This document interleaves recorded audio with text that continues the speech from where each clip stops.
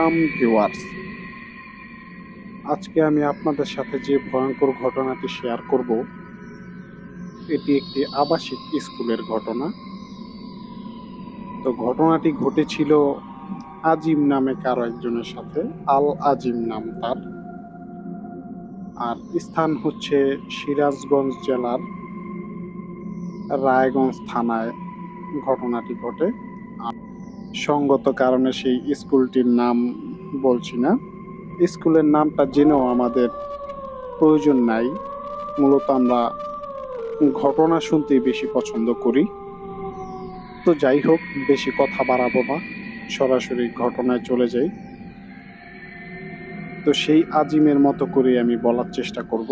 আশা করি পুরো ঘটনাটি শুনবেন এবং শুনে হয়তো বুঝতে পারবেন যে আসলে ঘটনাটা কতটুকু ভয়ঙ্কর।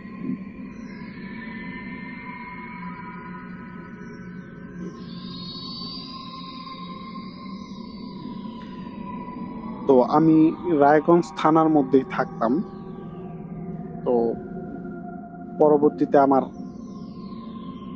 এলাকা থেকে বেশ খানিকটা দূরে, একটু শহর সাইডের মধ্যে, সেখানে আমাকে একটা স্কুলে ভর্তি করানো হয়। তো সেখানে আমরা রাতে থাকতাম, প্রায় 25-30 জন ছাত্র আমরা সেখানে রাতে থাকতাম। তো ওইখানে কয়েকটা রুম আছে। তো মোটামুটি সবগুলা রুমেই খালি ছিল। তো আমরা রাতে থাকার মতো 6-7 জন ছেলেই সেখানে ছিলাম, যার কারণে আমরা এক রুমের মধ্যেই সবাই থাকি।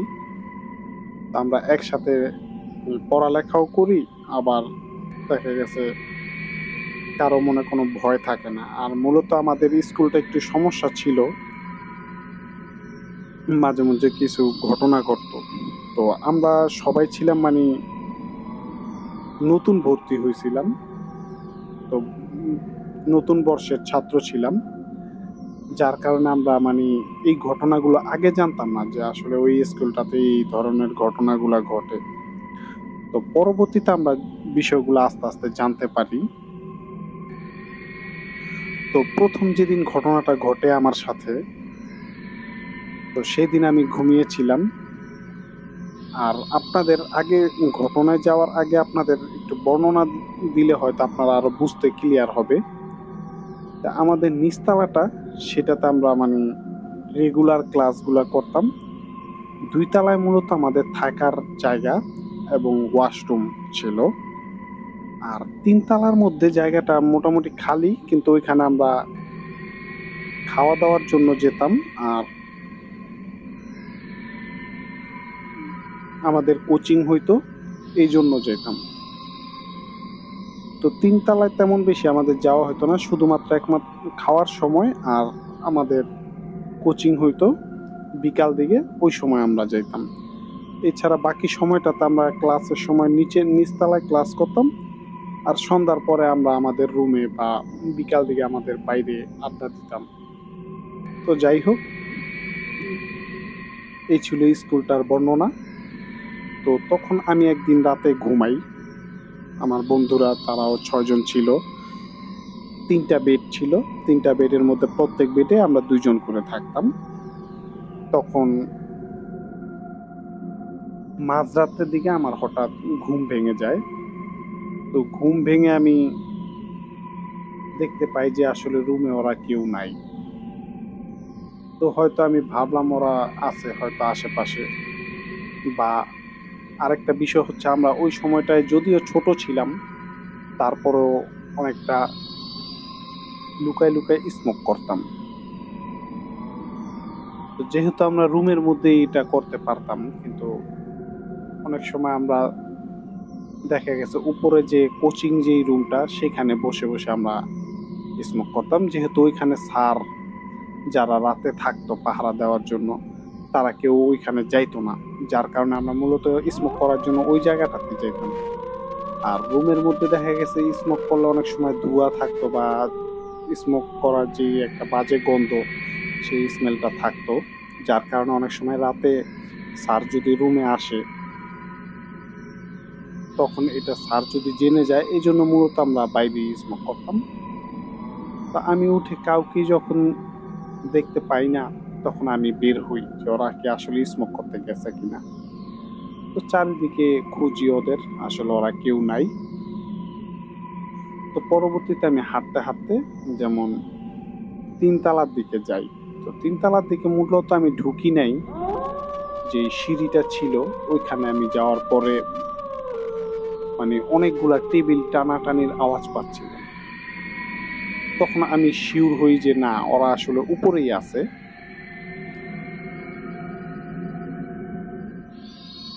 তারপরে আমি ১ পা ২ পা করে আগাই। আর আমার মনে মানে সম্পূর্ণ বিশ্বাস ছিল যে ওরা তো আছে ওইখানে। আমি জাস্ট যাবো আর ওদের সাথে কথা বলবো। কিন্তু সবচেয়ে অবাক করা বিষয় হচ্ছে যে আমি যখন সেই দরজাটা ধাক্কা দিয়ে ভিতরে ঢুকি কোচিংয়ের, কিন্তু সেখানে দেখি যে চেয়ার টেবিলগুলো সেখানেই আছে, কিন্তু আসলে ওইখানে কেউ নাই। তো এটা দেখে আমি মানে ভাবি যে আসলে ওরা হয়তো আমাকে দেখে হয়তো লুকায়ে গেছে। তখন আমি মানে আশেপাশে ওদের খুঁজতে থাকি। তো একটা পাশ ছিল খুবই অন্ধকার। তো ওই পাশটার দিকে আমি একটু ভাবি যে ওইখানে ওরা থাকবে। আর ওইখানে আমি প্রায় ২-৩টা ছায়ার মতো দেখছি দূর থেকে। তো আমি এটা দেখে সেখানে মানে আগায় যাই। আগায় যাওয়ার পরে আমি দেখি যে সেখানে আসলে কেউ নাই। তো আমার একটু মানে ভেতরটা একটু কেমন যেন করে ওঠে যে আসলে এখানে আমি একটু আগে স্পষ্ট আওয়াজ পাইছি, যদিও কোনো মানুষের শব্দ কিন্তু সেখানে পাই নাই, শুধুমাত্র যে চেয়ার টেবিলগুলো টানার শব্দগুলাই পাইছি। তো আমার বুকটা একটু ধুক করে ওঠে। তো আমি দ্রুত নিচের দিকে আসতে যাই। তো সেখান থেকে যখন আমি বের হয়ে দ্রুত মানে ২ তলার দিকে আইসা পড়ি, তখন আমি ঠিক আবারও সেই চেয়ার টেবিলগুলা টানার শব্দ পাচ্ছিলাম। মনে হচ্ছে এবার আরো জোরে জোরে টানাটানি করতেছে, কিন্তু কোনো মানুষের শব্দ নাই, জাস্ট চেয়ার টেবিলগুলা।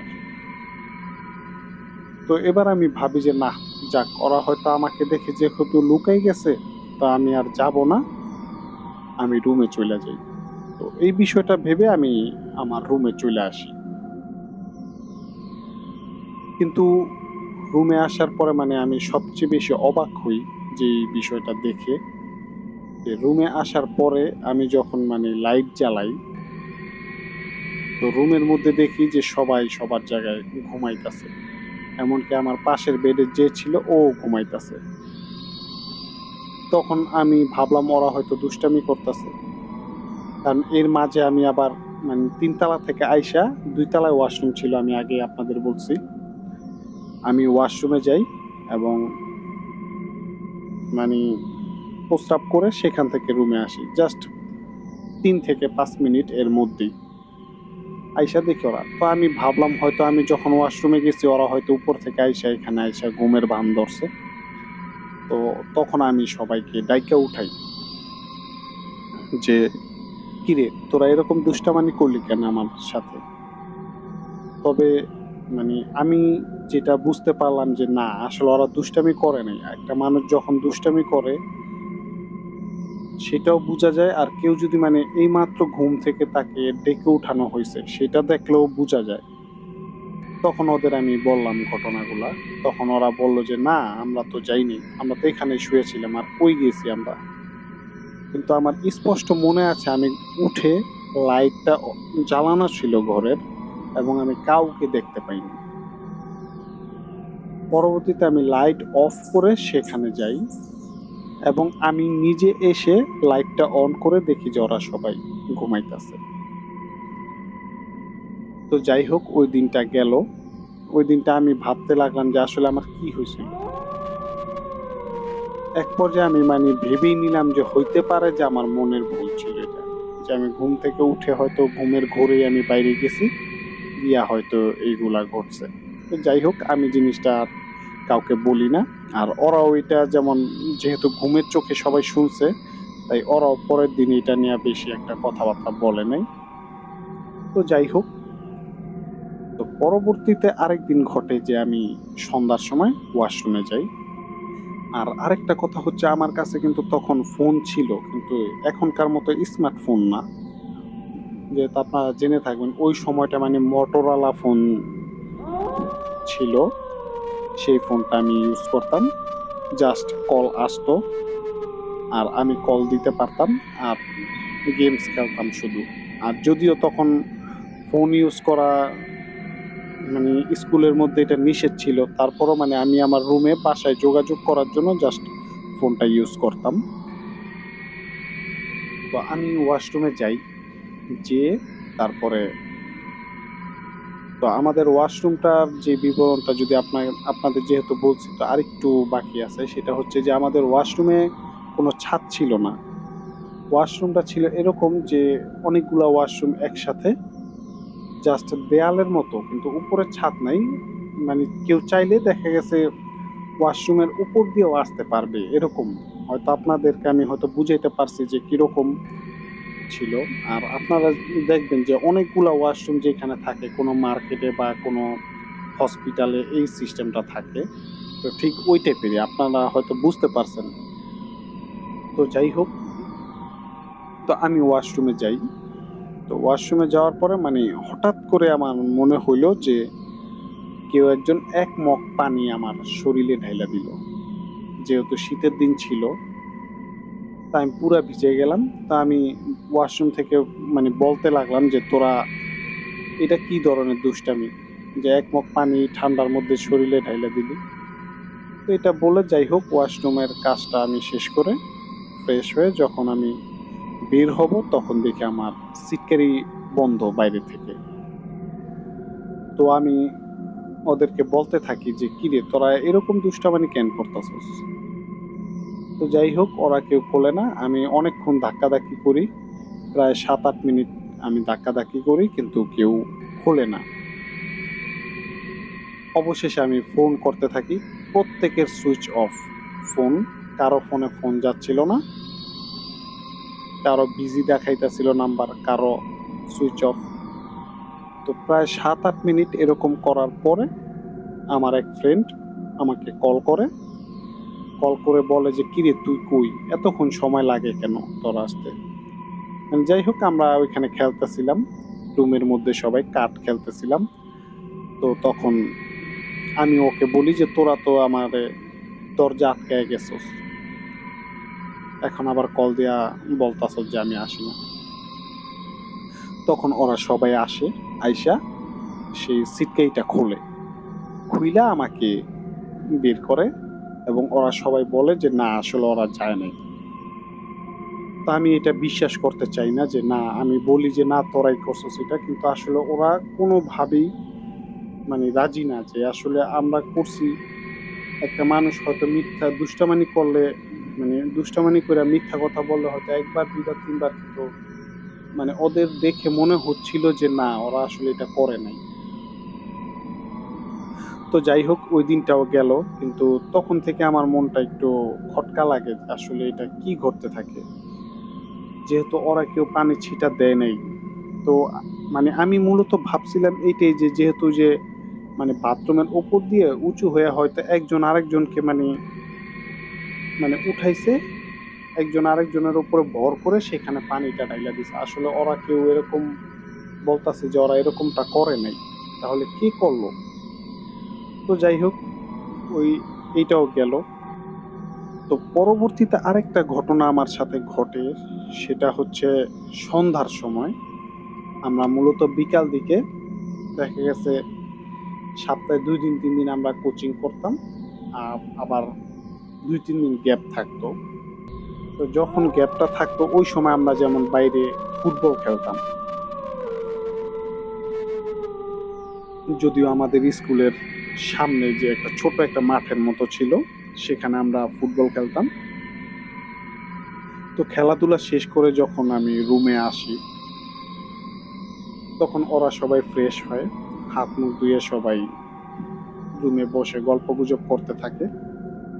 তখন আমি দেখি যে আমি মানে একটু বেশি ঘেমে গেছিলাম, যার কারণে আমার খারাপ লাগতেছিল।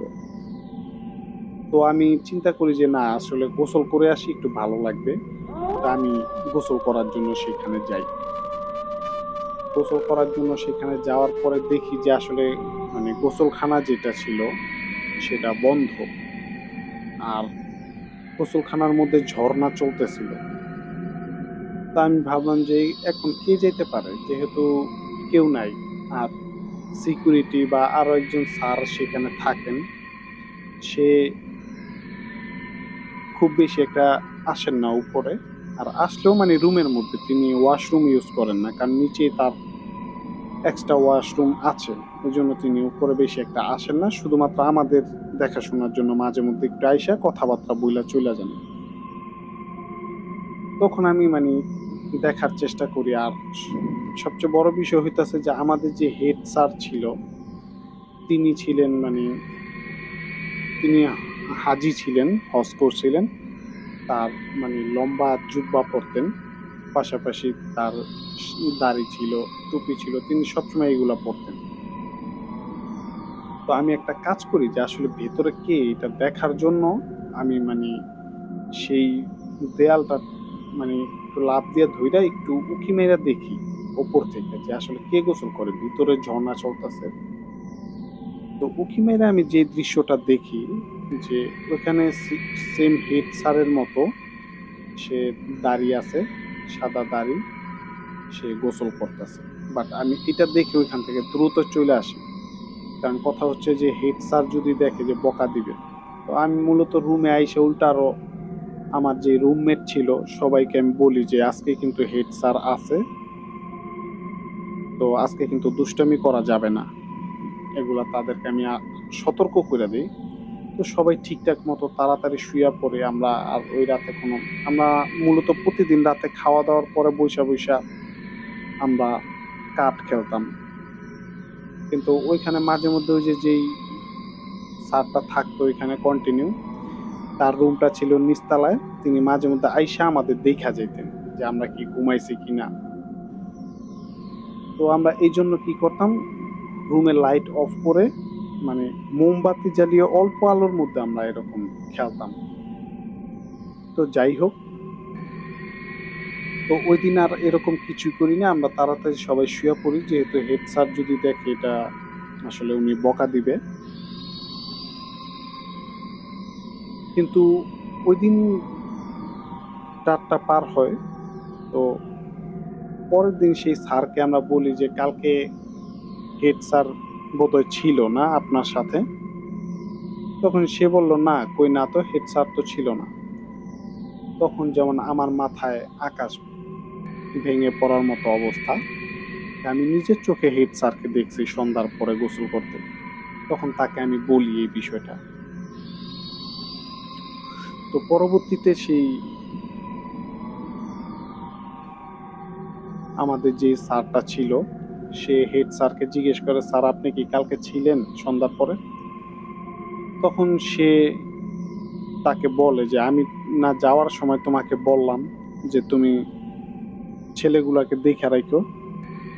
তাহলে আমি কেন, আর আমার তো কাজ ছিল কালকে বাসায়, এই জন্য আমি চলে গেছি, আরো তাড়াতাড়ি চলে গেছি। তো আমার কাছে কেমন যেন মানে বিষয়গুলা খুবই অদ্ভুত লাগতে থাকে যে আসলে এরকম কেন ঘটতেছে বা এরকম কেন হইতাছে। মানে বিষয়গুলো সব অদ্ভুত অদ্ভুত ঘটনা। তো একটা পর্যায়ে আমি সেই দারোয়ান যে চাচা ছিলেন গেটের, তাকে সমস্ত ঘটনা বলি এবং আমার বন্ধুরাও তাকে বাধ্য করে যে বলার জন্য। তখন সে বলে যে আসলে বাবা আপনারা কারো কাছে বইলেন না এই কথাগুলা। আর এই জায়গাটা মূলত ছিল যে স্কুল হওয়ার আগে এই জায়গাটা একটা কবরস্থান ছিল, যেটা তিনি দেখছেন। ওই দারোয়ানটা ওই এলাকারই ছিলেন এবং কি তিনি যে গেটের সামনে তার একটা ছোট্ট রুম আছে, তিনি সেই রুমেই থাকেন রাতে। এবং ম্যাক্সিমাম সময় সেই রুমের বাইরে একটা চেয়ার নিয়ে তিনি বইসা থাকেন। অনেক সময় তিনি চা খান, তারপরে স্মোক করেন ওইখানে বইসা বসে। তো তিনি নাকি সেখানে বইসা বসে প্রায় সময় রাতে অনেক কিছুই দেখেন। কিছু মানুষ সেখানে হাঁটাহাঁটি করতেছে, বা এরকমই আমাদের মতো আরো ৬-৭টা বাচ্চা নাকি সেখানে খেলাধুলা করে। তো তিনি নাকি কয়েকদিন ভুলবশত মানে আমাদের মনে করে নাকি সেখানে আসছিলেন, যে এই তোমরা এত রাতে এখানে খেলতেছো কেন, যাও ঘুমাইতে যাও, এরকম বলার জন্য তিনি নাকি আসছিলেন। কিন্তু তিনি একটা জিনিস খেয়াল করছেন যে তিনি যখনই আসতেন, তিনি ওই দূর থেকে দেখতেন যে মাঠে ওরা খেলাধুলা করতেছে, তিনি যখন মানে ওইখান থেকে উইঠা হাইটা হাইটা আসতেন, আইসা আর কাউকে সেখানে দেখতেন না। তখন সেই দারোয়ান চাচা এই ঘটনাগুলা বলে যে আসলে এই জায়গাটার ইতিহাসটা এরকম। তো তারপরে এই বিষয়গুলা আমি আমার মা বাবাকে জানাই। তখন তারা মানে সেখানে আমার থাকার ব্যবস্থা আর করেন না। আমি শুধু মানে দিনের বেলা যেয়ে ওইখান থেকে মানে পড়ালেখা করে তারপরে বাসায় চলে আসতাম। এছাড়া আমার যে বন্ধুরাও ছিল, তারাও মানে সেখানে আর থাকতে সাহস করেন নাই, তারাও এরকম। তো পরবর্তীতে আমরা যখন ওইখানে মানে কিছু ক্লাস পড়ার পরে তারপরে সেখান থেকে আমরা মানে বের হয়ে পরবর্তীতে আমরা কলেজে ভর্তি হই। সো ভিউয়ার্স, এই ছিল ঘটনা। তো যদি এই ঘটনাটি আপনাদের ভালো লেগে থাকে তাহলে লাইক, কমেন্ট ও শেয়ার করুন এবং আমাদের কালো আত্মা ইউটিউব চ্যানেলটি সাবস্ক্রাইব করতে ভুলবেন না। পাশাপাশি আপনি যদি ফেসবুক থেকে দেখে থাকেন আমাদের এই ঘটনাগুলো, তাহলে অবশ্যই আমাদের পেজটি ফলো দিয়ে রাখবেন। আর আপনার জীবনে যদি ঘটে যাওয়া কোনো ভয়ঙ্কর ঘটনা থেকেই থাকে, বা আপনার আশেপাশে কারো সাথে ঘটছে বা পরিবারের কারোর সাথে এমন ঘটনা যেটা আপনি জানেন, আপনি চাইলে সেটা রেকর্ড করে আমাদেরকে পাঠিয়ে দিতে পারেন। তো ভালো থাকবেন, ধন্যবাদ।